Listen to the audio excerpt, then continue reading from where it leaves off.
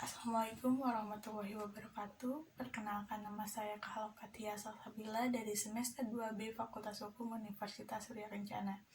Di sini saya akan mereview materi pertemuan keempat hukum pidana dengan Ibu Profesor Dr. Hajah Heni Nuraini SHMH dan asisten dosen Bapak M. Rendi Aridayandi SHMH mengenai pembaharuan hukum pidana di Indonesia pada bab 3.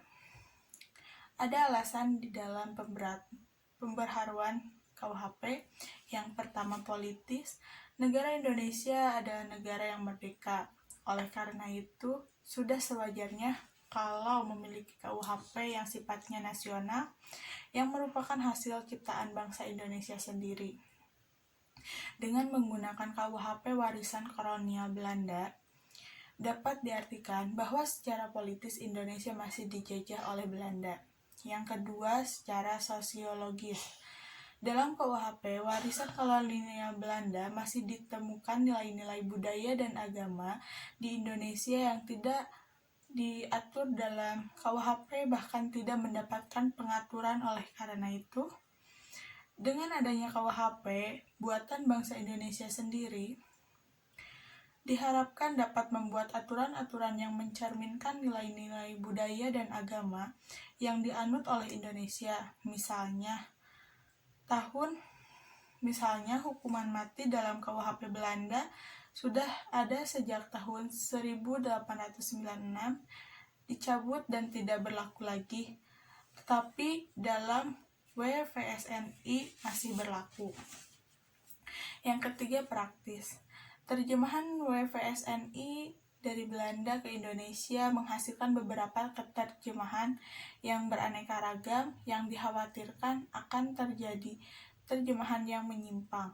Selain itu, tidak menunjang dalam praktek hukum pidana yang pasti dan seragam. Atas dasar itulah, selayaknya Indonesia mempunyai KUHP dengan teks resmi bahasa Indonesia yang baik dan benar. Yang keempat, ada adaptif. Sebagai bangsa di dunia, Indonesia wajib memperhatikan asas-asas dan nilai-nilai yang sifatnya universal secara internasional dan memasukkan asas dan nilai tersebut ke dalam KUHP yang nantinya akan berlaku. Contohnya ada asas-asas terorisme, asas-asas narkotika, asas-asas pembajakan udara, dan lain-lain. Selanjutnya, cara-cara pembaharuan KUHP. Yang pertama, ada kriminalisasi, yaitu proses pembaharuan di mana suatu perbuatan tadinya bukan merupakan perbuatan hukum pidana, tetapi karena pengembangan masyarakat menjadi perbuatan yang tidak dapat dipidana atau menciptakan delik baru. Pembaruan ini diakhiri dengan terbitnya undang-undang baru.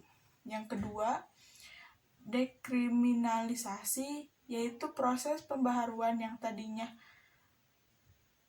suatu perbuatan itu dapat dipidana karena perkembangan masyarakat menjadi tidak dapat dipidana atau pemandulan delik. Yang ketiga, yaitu rekriminalisasi, yaitu merupakan perbuatan yang tadinya dapat dipidana karena perkembangan masyarakat menjadi tidak dipidana, kemudian karena perkembangan masyarakat pula menjadi dapat dipidana kembali. Yang keempat,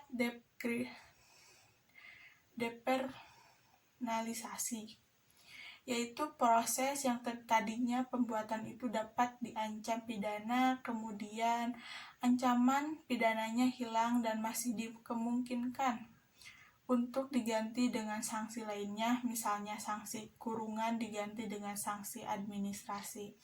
Yang terakhir, yang kelima, yaitu mitigasi, yaitu proses pembaharuan yang tadinya suatu perbuatan dikarenakan sanksi hukuman yang berat diganti menjadi sanksi yang lebih ringan. Contohnya, pidana mati diganti dengan hukuman pidana seumur hidup.